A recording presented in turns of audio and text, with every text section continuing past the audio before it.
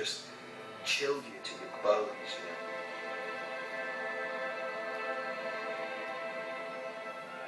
The sword work on the movie was obviously incredibly important. The Weathertop fight was one of the early fights in the film. Weathertop was the main thing that we rehearsed before we started filming. You know, the actors arrived about 6 or 8 weeks before the shoot. Having sword lessons with Bob Anderson was always part of their regime. We had so much fun learning how to do the sword fighting, and we actually choreographed a number of very involved sequences. And I remember when we were filming on Weathertop, I was bringing the full weight of my kind of anger and ferocity to it. And I remember Peter saying, well, listen, you know, you're a hobbit, and you couldn't actually generate that much force to, like, have your sword move the sword of the ringwraith if you were to strike it.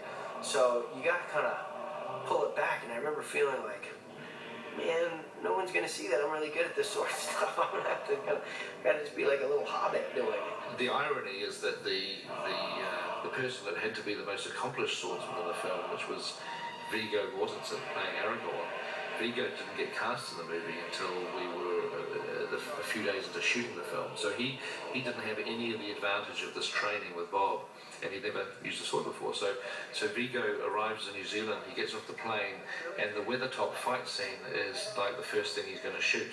So Bob Anderson was my first guide, basically, and he was pretty strict, but really encouraging. I think he gave Viggo the most crash course in sword fighting that anyone's ever had, because Viggo had to be there fighting these ringwraiths, fighting 5 ringwraiths at the same time, looking like an expert swordsman.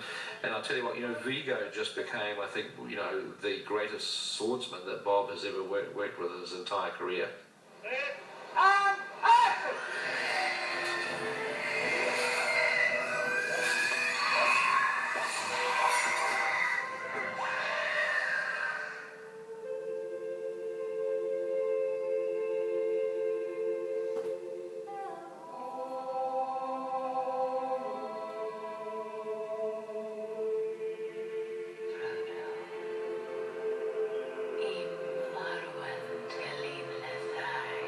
We actually realized that bringing Arwen's voice down to a really low register, how that suddenly just made everything work, because it showed her depth and her age and her wisdom.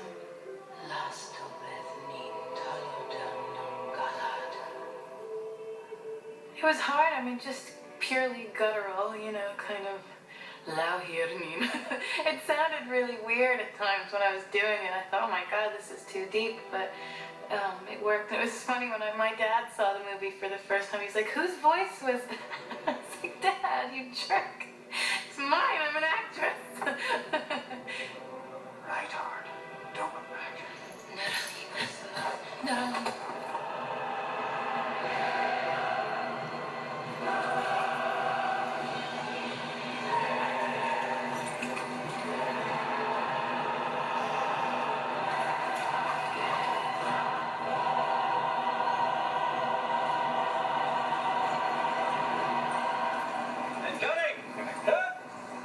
They must have hundreds of hours of footage of Jane riding, and she was incredible. As the truck gets a length ahead, so he's actually just got momentum on, then you can actually set yourself in.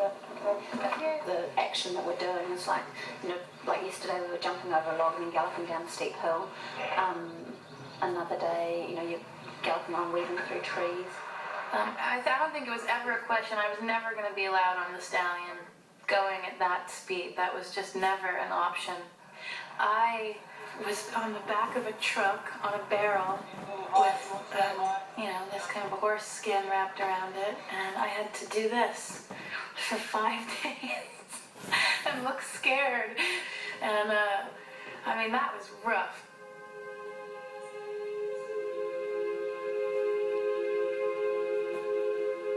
The Rivendell location was primarily built at a park called Kaitoki.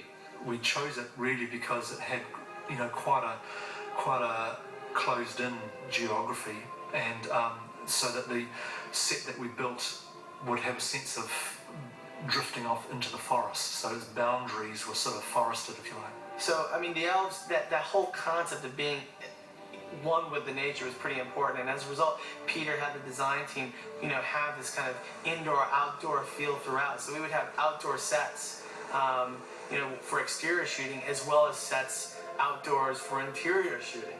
And we mimic that on the stage as well, where we would have, interior sets of Rivendell that still have that outdoor feel. So we'd have trees on the stage, or we'd have like, matte painting backdrops, of rocks and whatnot in the distance.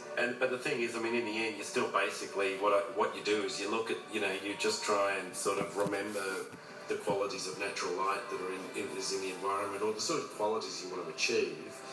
And then you go into the studio and now you're basically trying to achieve those qualities, except that you